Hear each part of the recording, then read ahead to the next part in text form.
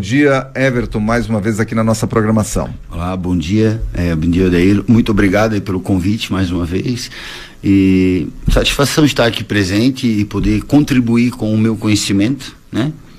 Nessa busca desse processo de recuperação, saúde mental, e realmente esse título foi sugerido exatamente com essa questão, né, que pessoas que estão à margem da sociedade, esse preconceito de noia vem até mesmo dentro da própria estrutura, tipo assim, entre os usuários, né, como se o que determina uma pessoa procurar tratamento ou se perder dentro do uso da substância é a relação que ela tem com o vício. Mas mesmo o usuário de álcool, usuário de crack, cocaína, eles têm esses termos, como se diferenciasse uma coisa para outra, né? Muitas vezes eu já escutei o usuário de álcool dizer, álcool, graças a Deus, né? Mas a gente entende que essa relação já trouxe prejuízos, afastamento social, familiar, e também o usuário de cocaína com o usuário de crack. Eles também se denominam, não, só cocaína, não uso crack, não sou casqueiro, não sou noia, entende? Então, como o meu público que eu busco atingir não são doutores, médicos, nada, a ideia é que essas pessoas com menor acesso a essas informações, né, tenham o conhecimento. E tem uma identificação também, acabam tendo uma identificação com você. Identificação, né? Então, desde um usuário de vários tratamentos, várias recaídas, muita bolada nas costas, que a gente precisa modular isso para que a gente consiga realizar os nossos sonhos, né? Para que aquilo que eu sempre falo que era motivo de tanta vergonha, hoje possa ser motivo de orgulho, e posso estar me colocando numa rádio, trabalhar na prefeitura de Timbó, isso tudo promoção de uma história, né, de um processo de resiliência. Durante quantos anos você foi dependente químico? Então, essa tua fala a gente precisa remodelar ela um pouco, né? Segundo o que a gente tem de conhecimento, dependente químico é para sempre.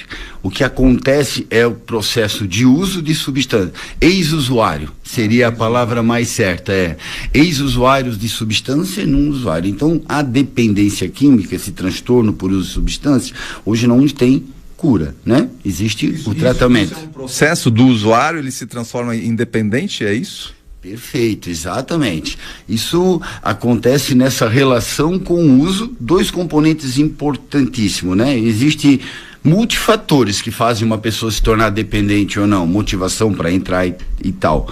Mas dois fatores que, até mesmo falando de medicamento, é a questão da abstinência e da tolerância. Claro que existem multifatores que fazem a pessoa entrar no uso da substância. Hoje, as coisas estão mais evoluídas dentro desse processo científico, então é muito relevante a história de vida dessa pessoa, onde ela se construiu, como ela se construiu, que perdas que ela teve, que perdas que ela não teve, como ela precisou se estruturar como ser humano, o efeito da substância. Por isso que algumas pessoas se identificam com o álcool, outras se identificam com a cocaína, outras se identificam com o crack, outras se identificam com o crack, cocaína, medicação, e é também o fator social. Então essa tríade que eu falei para ti, ela determina tanto a entrada, como a entrada no uso, como também a manutenção da sobriedade. O que eu estou querendo explicar é o seguinte: dentro da história de vida dessa pessoa, ela vai criando alguns traços de personalidade.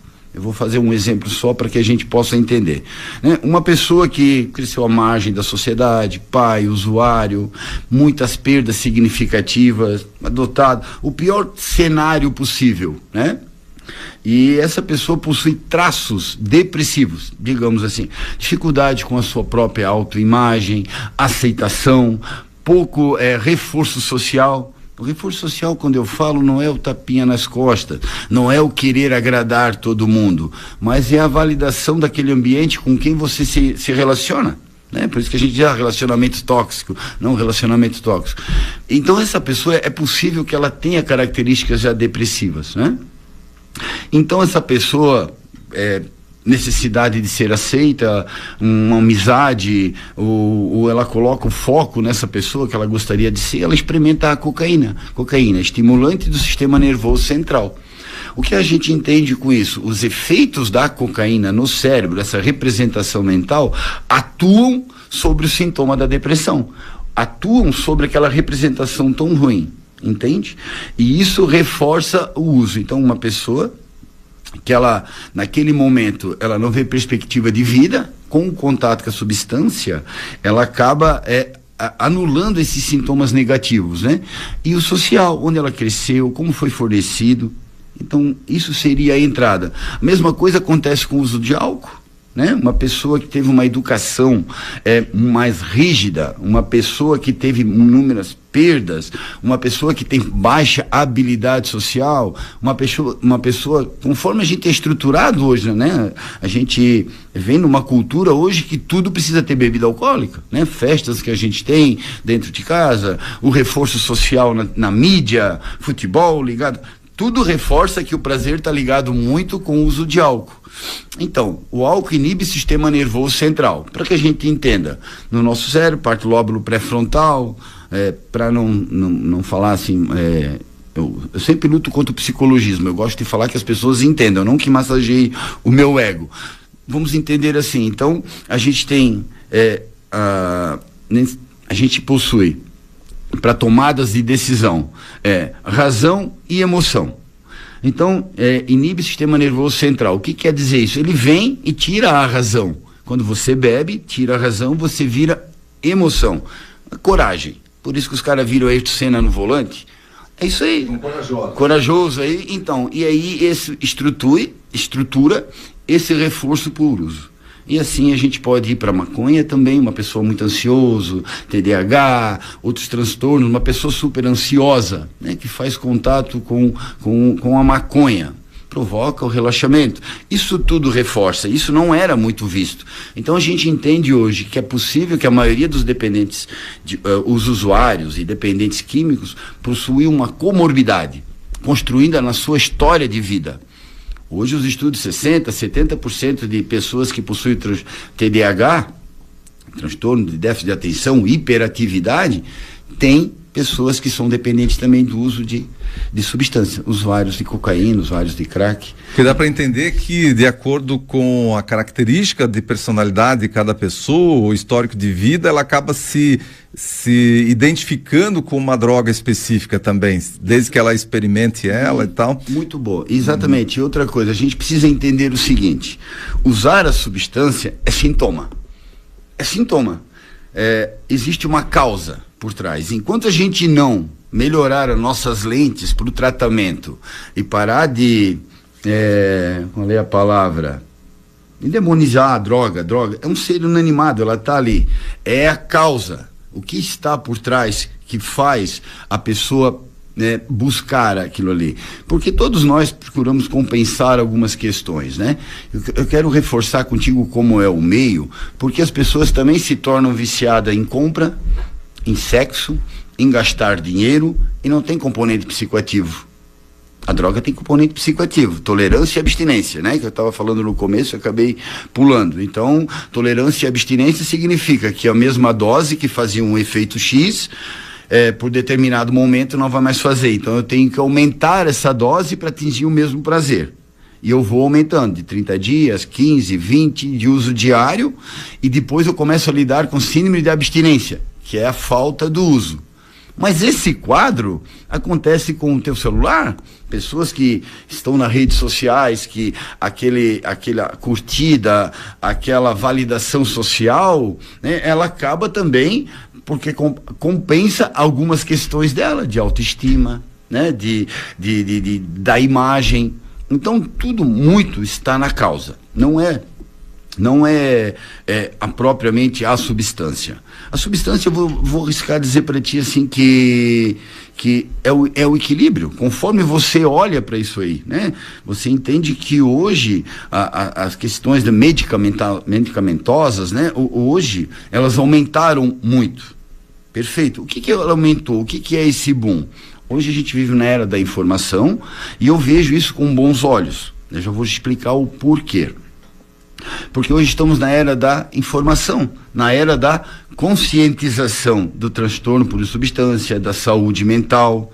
Então, também com um boom aí de novos medicamentos, isso também faz, né? Nova fórmula, geração 1, 2, 3, 4,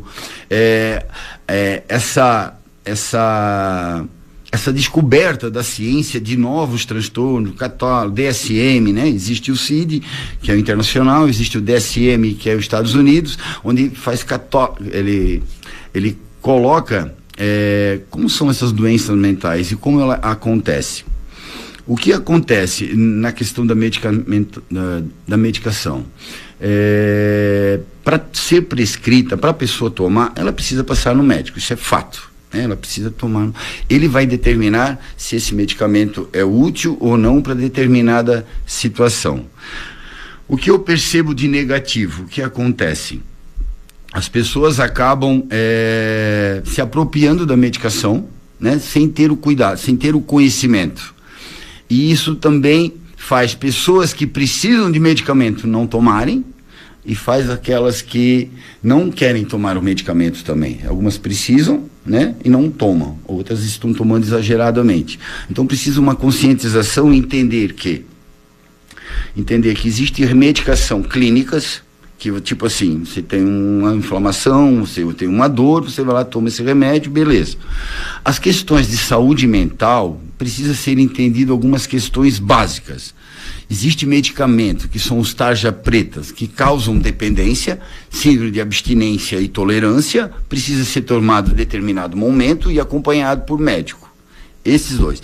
Remédios para depressão, ansiedade, bipolaridade, todos esses remédios que atuam são tarja vermelhas. Então eu estou falando assim não de uma especialidade, mas que as pessoas, que o público ouvinte seja educado a entender isso, que muitas questões precisam de medicamento. Né? Quando eu faço um atendimento clínico no meu consultório, se a pessoa está muito ansiosa ou muito depressiva, ela tem dificuldade com racionalizar ou entender o que está passando. A gente valida os sentimentos, entende que aquela situação está muito difícil, mas para que a psicoterapia aconteça, é uma mudança na estrutura de pensamento, mudança de estilo de vida. Então fica muito difícil para que isso aconteça. Ela precisa estar parcialmente medicada para que a psicoterapia aconteça. Para entender isso é básico assim para o público. Uma pessoa que está sobre nível de embriaguez, ele chora, ele fica bravo, ele altera. Essa pessoa não tem como fazer um atendimento psicológico ou até mesmo para você conversar. A mesma coisa é uma pessoa no estado de saúde mental em extremo sofrimento. Ela não consegue. Então, a medicação, ela tem esse viés. O que precisa ser entendido é isso, né? O que precisa ser entendido exatamente isso. Tem medicamentos que causam dependência e outros não causam. O que acontece geralmente? A pessoa está passando por uma situação difícil, muito difícil, e ela não consegue dormir devido ao nível de estresse. E para a saúde mental, uma das coisas mais importantes é a rotina do sono. E é o que é muito negligenciado. Atividade física é importante, alimentação saudável, né? 4 refeições diárias. Mas a rotina do sono, ela tem uma importância na saúde mental e que eu quero deixar aqui registrado. As pessoas precisam ter rotinas de sono. Elas precisam dormir pelo menos 8 horas. Uma que as primeiras 2 horas de sono atua sobre a imunidade. Se a gente vai falar do dia a dia, muito estressante, né? Estresse também é uma coisa que precisa ser psicoeducado. Eu percebo que as pessoas falam estresse e não entendem muito bem o que é o estresse. O estresse é quando a gente se sente ameaçado. A tua integridade física, o teu saber, quando você é confrontado, se final do mês tu vai ter dinheiro para pagar as tuas contas, se aquele ambiente que você passar, coloca... Então, sempre que você se sente ameaçado, você tem pingos de estresse. Então, o que acontece? Com o nível de estresse, e o nível alto de estresse, ele atua direto na sua imunidade. O que é imunidade? Né? Aumenta o teu nível de cortisol. E o nível de cortisol baixa a imunidade.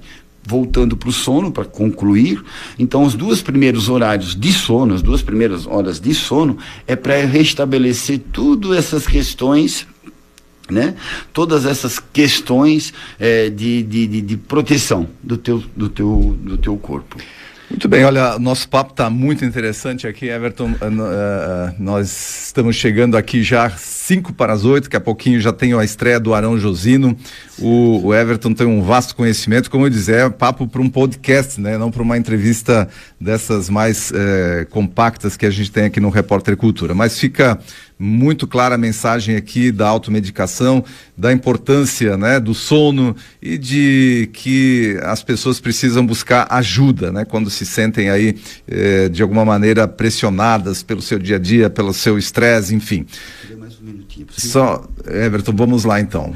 Só uma mensagem, hoje a gente está no mês da fibromialgia, fevereiro roxo. E uma fala só, para tratar. Milhões e milhões de pessoas sofrem com isso. Não vou entrar em detalhes porque não temos tempo. Certo. Mas uma das melhores maneiras que você vive com uma pessoa que possui esse transtorno é a empatia. Precisa se colocar no lugar dela. Ela tem uma dor crônica, generalizada, e o problema disso, também da saúde mental e também da falta de empatia, que a transtorno mental não sai sangue. Então as pessoas não percebem. Então, mais amor e menos dedo no olho. Muito bem. Everton, um grande abraço para você e sucesso, né? Sucesso, parabéns aí pelo seu trabalho. São 7:56, 7:56. Olha, se você procura uma